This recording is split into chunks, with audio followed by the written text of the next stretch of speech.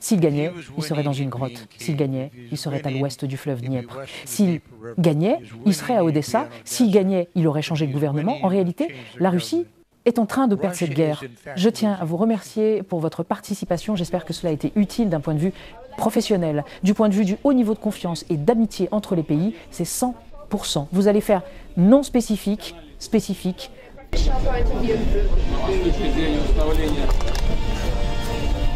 Такого высокого уровня доверия между нашими странами, это точно полезно. From the point of view of high level of confidence and friendship between the countries, it's 100%.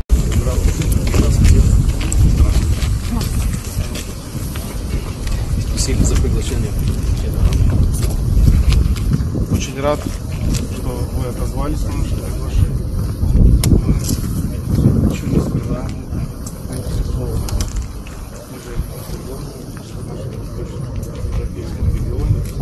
Ну, как видите, налаживается диалог с нашим политическим руководством.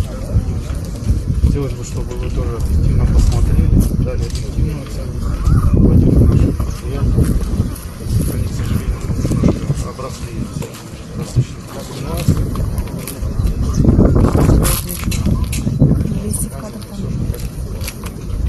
Очень рад, что вы смогли нашли возможности. Ну, спасибо опять за приглашение. Спасибо. Поэтому самые лучшие места, Александр, предоставить для наблюдения. Все, что интересует, все показывает. Что хотите, куда хотите, можете пройти, посмотреть, пообщаться. Хорошо. Спасибо опять. До свидания. Спасибо. Eh bien, bonjour. C'est encore moi. Aujourd'hui, nous sommes le 16 septembre 2025. Quel jour? Mardi, je suppose. Ce que vous voyez au début, ce sont quelques extraits, si vous voulez. Et bien sûr, couronnant tout cela, les pensées stratégiques, essentiellement de M. Kellogg, qui est, comme je l'ai déjà dit en Russie, le terme général. L'américain est devenu un mème, comme je l'ai expliqué plusieurs fois, autrefois utilisé pour les scientifiques britanniques. Je ne vais pas entrer dans la nature de ces mèmes, mais c'est le gars complètement impliqué dans un schéma de corruption. Sa famille profite directement de l'envoi de toutes sortes d'armes en Ukraine et il continue d'embarrasser le corps des officiers américains. Et encore, une fois, dans un certain sens, le haut commandement de l'armée des États-Unis est assez similaire à M. Kellogg, mais comme je l'ai dit, je ne sais même pas par où commencer. Après l'intervention de M. Kellogg, qui est évidemment une humiliation totale pour l'armée américaine, on ne peut pas le faire taire. Et c'est là la beauté des États-Unis, la liberté d'expression. Vous pouvez vous présenter comme un clown, comme la plupart des généraux américains le font aujourd'hui. Le point est que la Russie conduit l'exercice Zapad 2025, appelé West 2025, des exercices stratégiques avec en partie l'armée biélorusse. Comme vous pouvez le constater, il y a aussi des observateurs étrangers, y compris côté américain. C'est le premier depuis longtemps. Et habituellement, pour ceux qui commencent à crier au meurtre, je dois expliquer avant d'aller plus loin. Ces exercices stratégiques, bien qu'appelés Zapad ou l'Ouest, couvrent en réalité la plupart des flottes russes, y compris la flotte du Pacifique. C'est plus complexe qu'une simple démonstration de capacité militaire sur l'axe stratégique occidental. Des officiers américains sont également présents et vous avez vu que Vladimir Poutine parle aussi aux représentants des délégations étrangères. Avant que quelqu'un n'intervienne, je prévois immédiatement toutes sortes de réactions de dur à cuire, prêts pour une guerre mondiale. Ces exercices stratégiques ont toujours inclus l'invitation des délégations étrangères et des observateurs, même avant les événements récents. Le ministre de la Défense de la République de Biélorussie dit à ses collègues américains « Oui, bien sûr, nous pouvons vous montrer ce que vous voulez ». Et il leur montre effectivement les exercices conjoints des unités terrestres russes et biélorusses. J'avais déjà eu cette question soulevée par un membre de mes forums de discussion, et c'est légitime lorsqu'il réagissait à M. Loukachenko disant « Nous déciderons, nous ferons ceci ou cela ». Quand il parle de capacité militaire, par exemple, les Russes ont des unités stationnées en Biélorussie, et surtout, ils disposent d'armes nucléaires et de systèmes comme l'Iskander déployés en Biélorussie. M. Loukachenko, quand il dit « nous pouvons utiliser ceci ou cela », beaucoup ne comprennent pas que, bien qu'il se considère comme le plus grand politicien de tous les temps, vous ne croiriez pas. Les forces armées biélorusses ne sont clairement pas au même niveau que les forces russes. M. Loukachenko n'a aucun accès opérationnel ou stratégique à aucune formation russe, encore moins aux armes nucléaires déployées en Biélorussie. Certaines personnes disent « Oh oui, s'il y a un État de l'Union, la Russie devra soutenir la Biélorussie si elle est attaquée. » Absolument. Cela mènerait immédiatement à l'utilisation d'armes nucléaires si quelque chose d'aussi stupide se produisait. Pour ceux qui ne connaissent pas M. Loukachenko, la Biélorussie n'a toujours pas reconnu la Crimée. Ils aiment obtenir des privilèges de la Russie, mais peu de retour. Il y a une certaine intégration économique positive, mais politiquement, M. Loukachenko veut beaucoup de crédit pour ce qu'il n'a jamais fait. Donc oui, c'est un exercice conjoint, mais il est dirigé par les forces armées russes. L'intérêt des délégations étrangères et de l'observation est immense, surtout dans le contexte de l'opération militaire spéciale. Ils veulent voir ce qui se passe. Les vidéos montrent que les Russes utilisent de tout, frappes combinées de l'aviation, systèmes de missiles tactiques opérationnels, sous-marins nucléaires, missiles de croisière anti-navires. C'est un exercice sérieux. Ne vous y trompez pas, c'est vraiment sérieux. Et regardez ça, un cri du Times, rien de moins, le London Times. L'Angleterre, le Royaume-Uni est très important. Et soudain, l'Inde a franchi la ligne rouge en rejoignant les exercices Russie-Biélorussie. Narendra Modi a envoyé des troupes pour participer aux exercices Zapad, simulant un conflit, avec les pays voisins de l'OTAN, alors que les relations avec les États-Unis se détériorent. Et, eh bien, oui, c'est exact. Il se détache de l'Occident pour une raison simple. L'Occident, compris les États-Unis évidemment, ne comprend pas cela, ce qui constitue le principal problème entre l'Inde et les États-Unis. M. Trump voulait imposer des droits de douane à l'Inde pour l'achat de pétrole russe. Et nous savons déjà quels dégâts cela a causé aux relations indo-américaines. Mais le fait est que l'Inde fait partie de l'Organisation de coopération de Shanghai. Elle est un membre incroyablement important des BRICS. Et il est naturel que l'Inde, qui est également des principaux bénéficiaires de la technologie militaire russe, souhaite participer à certaines expériences de l'opération militaire spéciale. Ce n'est pas seulement cela. Le temps presse, ils ne peuvent plus vraiment continuer comme ça. Ils affirment que environ 30 000 soldats russo-biélorusses participent à l'exercice Zapad, incluant des lancements de missiles balistiques et des frappes aériennes simulées. Le ministère indien de la Défense a dépêché 65 personnels, incluant des éléments du régiment. Kumaon, l'une des unités les plus respectées de l'armée indienne, vous pouvez constater qu'il y a également des officiers américains et d'autres officiers étrangers. Que puis-je dire? Regardez ça.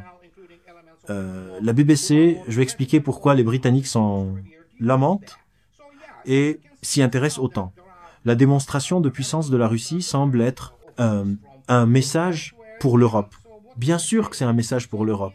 C'est un message pour l'OTAN. Si vous faites une erreur stupide, nous pouvons vous éliminer conventionnellement, nucléairement. La Russie peut anéantir toute la civilisation occidentale par des moyens nucléaires. Aucun doute là-dessus, sauf pour les imbéciles évidemment. Cette histoire est rapportée par Steve Rosenberg. La BBC, oh mon Dieu, c'est une autre histoire qui concerne ce type. Mais au moins, ici, il décrit ce qui se passe. Comme vous l'avez déjà vu dans les vidéos, l'intérêt est énorme, y compris du côté américain. Voici une situation intéressante. Monsieur Alexander CS, du commerçante, je n'aime pas ce type. Je n'aime pas ce genre de correspondant ou de journaliste de cette organisation. Mais il rapporte que la Grande-Bretagne a officiellement pris le commandement des troupes ukrainiennes, c'était hier. Le transfert du contrôle de la guerre en Ukraine de Washington à Londres s'est fait sous couvert de la création d'un quartier général multinational des forces ukrainiennes à Kiev, MNFU, un commandant a déjà été nommé, un officier britannique à 2 étoiles. En même temps, la France et le Royaume-Uni fournissent conjointement un commandement supérieur à 3 étoiles. Les fonctions du nouveau quartier général sont vaguement déclarées, la défense regroupant des forces de tous les services unifiés pour faire face à une large gamme de circonstances imprévues. Pour vous dire la vérité immédiatement, il n'existe aucun général à 2, 3, 4 ou 100. 55 étoiles en France ou au Royaume-Uni qui soit au niveau du chef d'état-major d'une brigade de fusiliers motorisés de l'armée russe. Ce sont des incompétents, des personnes hautement non professionnelles, et l'OTAN l'a démontré. Les Britanniques en particulier ont échoué de manière spectaculaire. La British Army, respect pour les soldats héroïques britanniques, et pour l'immense contribution du Royaume-Uni pendant la Seconde Guerre mondiale. Mais souvenez-vous de Market Garden, n'est-ce pas? Oui, c'était une partie du travail des chefs d'état-major à l'époque. Nous savons maintenant que ce furent principalement les Britanniques, avec une participation américaine partielle, qui ont tué 80 000 soldats ukrainiens à Koursk. Ainsi, toute nomination de commandement venant de la France ou de la Grande-Bretagne n'est pas sérieuse. Comme le dit Doug McGregor, c'est même pas un vrai commandement. Il n'y a pas d'armée réelle, juste des formations séparées, aléatoires. La Grande-Bretagne n'a même pas une brigade déployable, l'armée française est une blague. Retirez leur dissuasion nucléaire, et comme je l'ai dit maintes fois, ce n'est pas une armée sérieuse, c'est l'armée française. Voilà ce que vous devez savoir. Et il y a ces gens, y compris des généraux américains. J'ai déjà montré Kellogg au début. Vous pensez que Kellogg est seul? Non. Une grande partie du haut commandement américain pense comme lui. Ce sont des gens militairement incompétents. Les généraux américains n'ont rien gagné au cours des 80 dernières années. Et donc, que pouvez-vous attendre? Il est compréhensible que les officiers au niveau opérationnel, les colonels, les généraux de brigade soient très intéressés par la participation à Zapad 2025 et qu'ils puissent sûrement apprendre quelque chose. Les Britanniques n'apprendront rien et la raison est la même pour les États-Unis. Ils n'ont pas de structure éducative militaire professionnelle adéquate. Toutes ces académies de service, que ce soit en France ou à Sandhurst, 44 semaines, les sous-officiers en Russie étudient plus que les officiers britanniques. La préparation du corps des officiers est donc pathétique. Résultat, ce sont des gens rigides qui ne comprennent pas les notions de stratégie globale. Comment elles interagissent? Il n'y a pas eu un seul stratège de ce calibre dans la civilisation occidentale au cours des 100 dernières années. Tout le monde parle de l'Idelhart ou de nouveaux paradigmes technologiques.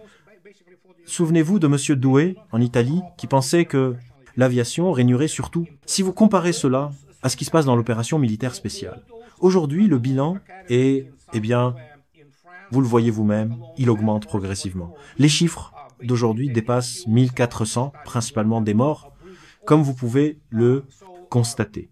L'extermination des blindés restants dans les forces armées ukrainiennes se poursuit.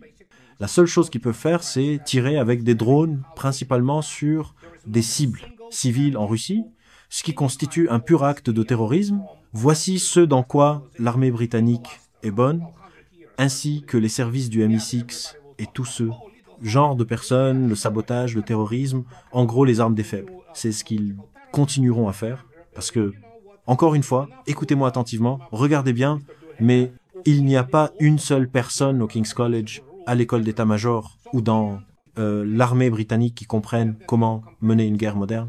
Le fait est qu'il y en a très peu au Pentagone, et même si le Pentagone est en retard en termes de capacité, il surpasse largement ce qui existe dans l'armée britannique, l'armée du Royaume-Uni ou l'armée française.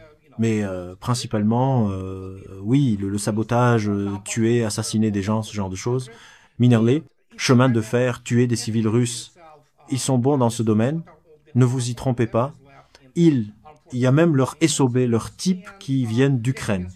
Et si nous nous tournons vers notre bon ami Marat Rusnullin et le colonel Papov, comme vous pouvez le constater, vous-même, l'accès stratégique de Sly Zaparo, oh mon Dieu, regardez ça, tout est pratiquement en lumière et devient très actif. Toutes sortes de choses se produisent là, point bas. Surtout le crochet depuis le nord à travers Guliaipol, comme vous pouvez le voir vous-même.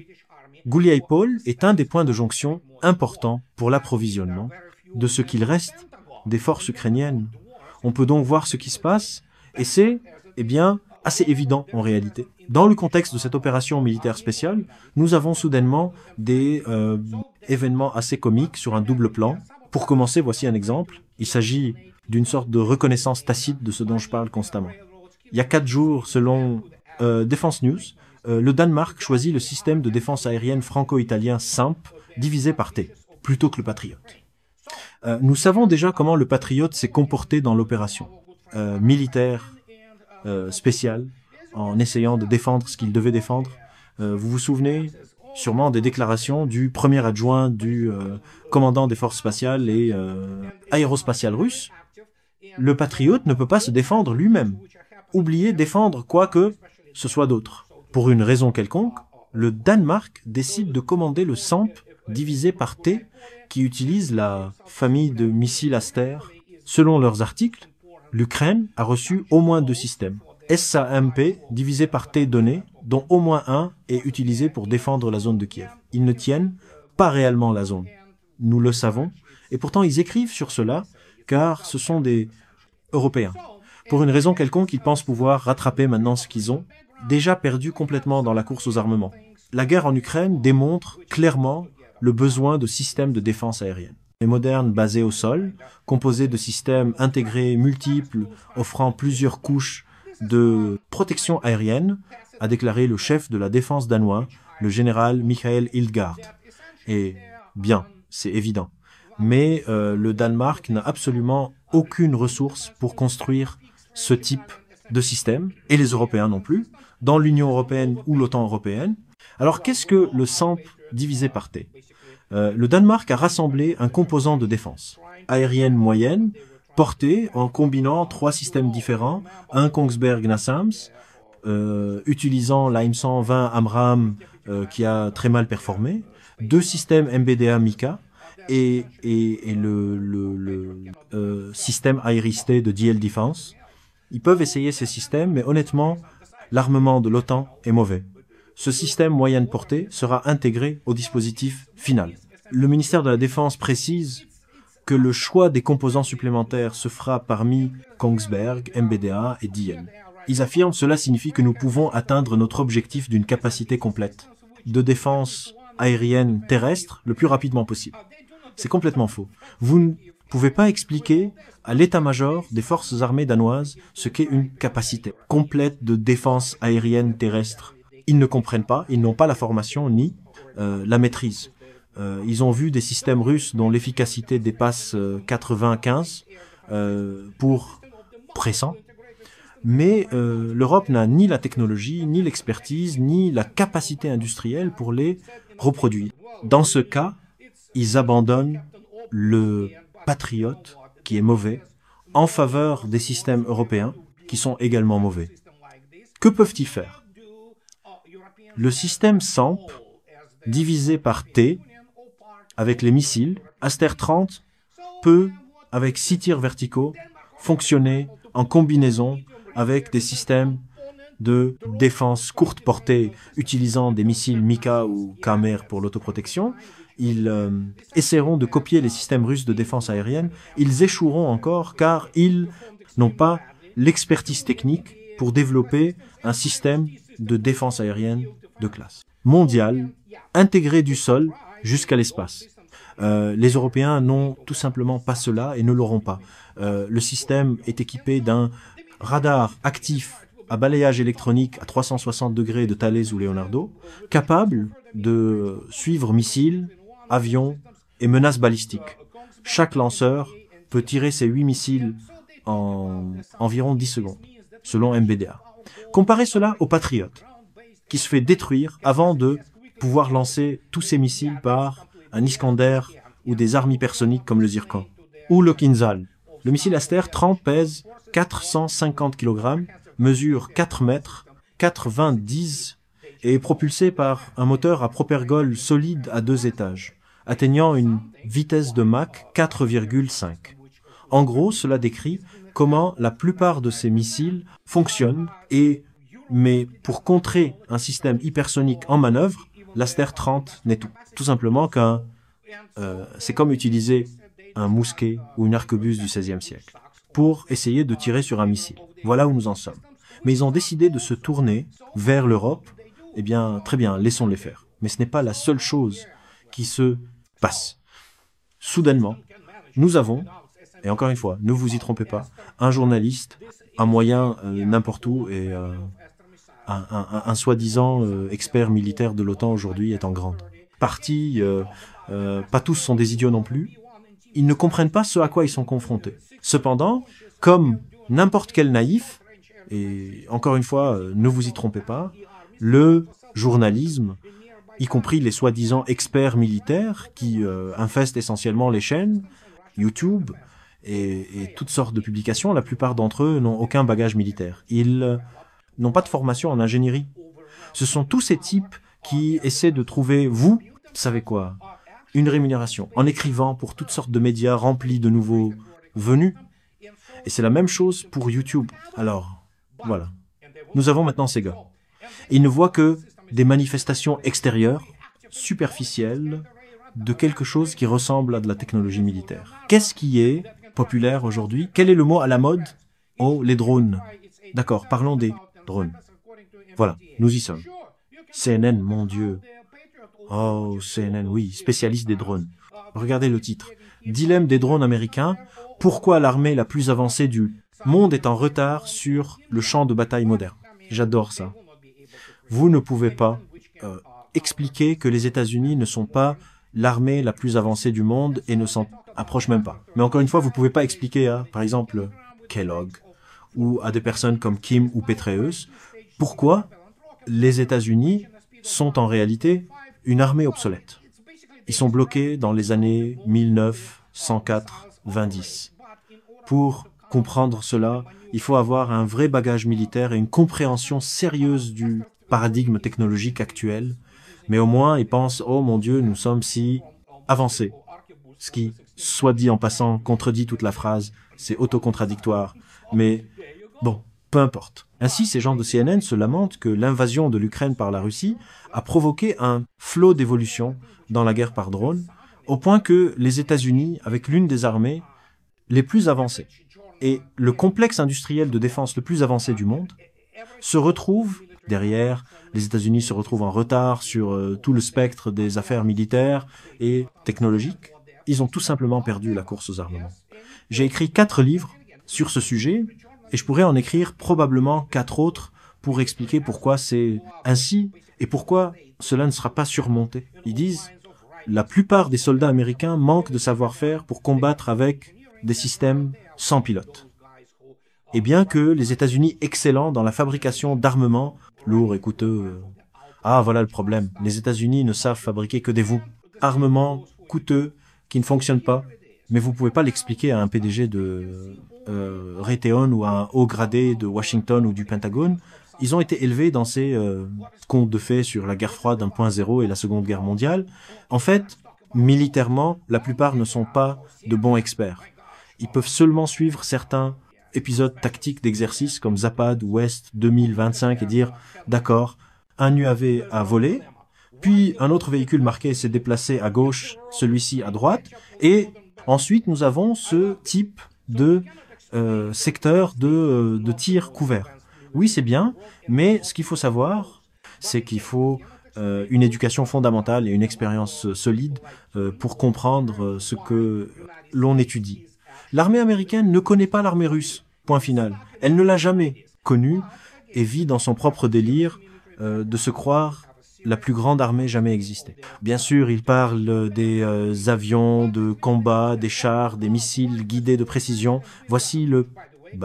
j'ai des nouvelles. Pour ceux qui pensent que les États-Unis produisent des missiles, guidés de précision, c'est même pas dans le même univers en termes de qualité, sans parler de la quantité. La Russie produit, en termes d'armes de haute précision, plus que l'ensemble de l'OTAN, États-Unis inclus, par un ordre de grandeur. Vous ne pouvez pas l'expliquer à ces gens. Ils comprennent pas. Ils disent, mais ils ne sont pas préparés à produire rapidement de grandes quantités de systèmes petits et bon marché comme les drones. Eh bien, cela dépend. Il existe toutes sortes de drones. Certains sont bon marché, d'autres sont grands. Mais ont-ils étudié l'économie réelle? Non. Il n'y a pas un seul journaliste de CNN du Wall Street Journal ou du Pentagone, qui aient étudié l'économie réelle. La plupart étudient Wall Street et combien cela coûte, car leur carrière en dépend. C'est ainsi qu'ils gagnent leur vie et leur salaire, en vendant de la bière et, vous savez quoi, en faisant de l'argent à partir de rien. Nous avons ici le major général Kurt Taylor. Ce n'est pas un problème de demain, c'est un problème d'aujourd'hui. Major général Kurt Taylor, commandant de la première division, blindé de l'armée américaine, a déclaré à CNN lors de la conférence de l'armée en Allemagne en juillet. Et le premier combat de la prochaine guerre impliquera plus de drones que nous n'en avons jamais vu. Non, il ne s'agit pas seulement de drones. Écoutez bien, ce major général, je le respecte, il a suivi sa carrière sûrement diplômé de l'académie de West Point, peut être même assisté à un collège de guerre de l'armée américaine. Mais cela ne veut rien dire aujourd'hui, car ces gens n'ont principalement aucune idée de ce à quoi ils sont confrontés. Le problème est ici, juste pour vous montrer, voici les tentatives réelles d'un drone ukrainien pour intercepter un drone Mohajer russe. Comme vous pouvez le constater, mais c'est un drone ukrainien. Il est piloté soit par les Ukrainiens eux-mêmes, soit par l'Occident. Le Mohajer frappe toujours avec succès l'un des véhicules des forces armées ukrainiennes, et c'est tout. Mais si l'on observe attentivement le processus de développement de la guerre anti-drone, on peut déjà voir ce qui se passe en termes de développement technologique et artistique militaire en Russie. De là, il existe déjà des systèmes anti-drones, pas seulement en cours de développement, ils fonctionnent en permanence, et c'est le résultat. J'ai produit les données à ce sujet, j'en ai parlé la dernière fois. En pratique, l'efficacité des drones ukrainiens est tombée entre 2 et 4%. Une efficacité pathétique. Les drones russes, par contre, même les UAV, légers atteignent 25%, et les drones plus complexes jusqu'à 50%, surtout ceux à fibre optique. Alors, l'armée américaine est-elle prête pour cela? Non. Le sera-t-elle un jour? Non. Et la raison, encore une fois, n'est pas seulement qu'ils produiront des drones. C'est pas une seule chose. Vous opérez comme un système, vous combattez comme un système, vous fonctionnez comme un système de système. Voilà comment chercher ce que signifie système de système, si vous devez savoir ce que c'est. Je ne vais pas vous en donner la bonne définition maintenant. C'est ainsi que la vraie guerre est gérée, y compris leur domination totale de l'information. Beaucoup demandent, mon Dieu, que s'est-il passé avec Starlink il y a 2 jours? Il a absolument cessé de fonctionner en Ukraine. Eh bien, c'est sûrement juste un petit accident ou une coïncidence. Qui sait? Les Russes ont également lancé quelques satellites il y a 2 jours. Faites vos propres conclusions. Il faut comprendre que l'OTAN a tout perdu, militairement et technologiquement. Quand on regarde l'Italie, on entend constamment ce genre de lamentation. Ah, nous prenons du retard ici et là. Les drones ne sont qu'une partie du problème. Bien sûr, ils jouent un rôle important, personne ne le nie. Mais au final, est-ce que les États-Unis ont quelque chose? Je ne parle pas des Européens, eux n'en ont pas et n'en auront pas. Ont-ils l'OTAN? L'OTAN possède-t-elle quelque chose en termes de portée pour le Zircon? Non. Ont-ils des missiles hypersoniques? Oubliez l'hypersonique. L'OTAN ne possède aucun développement hypersonique proche d'une capacité opérationnelle initiale. Ont-ils quelque chose comme des missiles supersoniques? Non. Alors, que possèdent-ils? Eh bien, ils ont beaucoup d'avions, dont beaucoup sont obsolètes ou non opérationnels, des canards boiteux comme le F-35, mais leur efficacité face à une force aérienne moderne et à une défense aérienne moderne, pas très bonne. Alors, que faire? Vous avez perdu la course aux armements. Il faut ensuite admettre que c'est pourquoi l'Occident a également perdu la domination qu'il exerçait depuis 500 ans. Et Zapad, juste Zapad 2025, n'est que la démonstration de cela. Les Russes s'en moquent, ils continueront ce qu'ils font, et le monde a simplement avancé. Les pays avancent, Chine, Inde, vous, choisissez. Brésil, vous savez. Oui, l'Occident n'intimide plus personne, il peut encore tuer des civils, il peut encore commettre des actes de sabotage ou terroristes. Mais pour faire la guerre, la vérité est, comme je l'ai déjà dit, que nous sommes en 2025. Comment combattre avec un tableau d'organisation et d'équipement des années 1900? 90, vous ne pouvez pas, c'est aussi simple que cela, et c'est la réalité. C'est pourquoi je pense que nous voyons une sorte d'empiètement et qu'il existe une ligne de communication indirecte entre Washington et Moscou, malgré le fait que Washington et Moscou discutent de certaines choses en coulisses. Cela est dû à la Biélorussie. Savez-vous que Belavia, la compagnie aérienne principale de Biélorussie, a vu ces sanctions levées? Cela signifie quoi? Probablement que l'aéroport international de Minsk retrouvera son statut international. Cela implique différents types de voyages aériens. Oui, c'est une autre histoire, mais je ne vais pas m'y attarder. Ainsi, nous avons cela aujourd'hui en termes de Zapad 2025. Que puis-je dire? Voilà à peu près tout ce qu'il faut savoir pour comprendre que l'Occident doit se résigner au fait qu'il n'est plus aussi influent qu'avant et que le monde a simplement continué son chemin. C'est ce que je voulais vous dire aujourd'hui. Comme toujours, ceux qui aiment ce que je fais, abonnez-vous à ma chaîne. Ceux qui le peuvent, soutenez-moi sur Patreon ou offrez-moi un café. Cela me permettra de continuer ce que je fais. Alors, je vous souhaite une excellente fin de semaine et je vous parlerai plus tard. Au revoir. That will allow me to continue to do what I'm doing. So guys, what can I say? Have a nice rest of the week and I'll talk to you later, guys. Bye bye.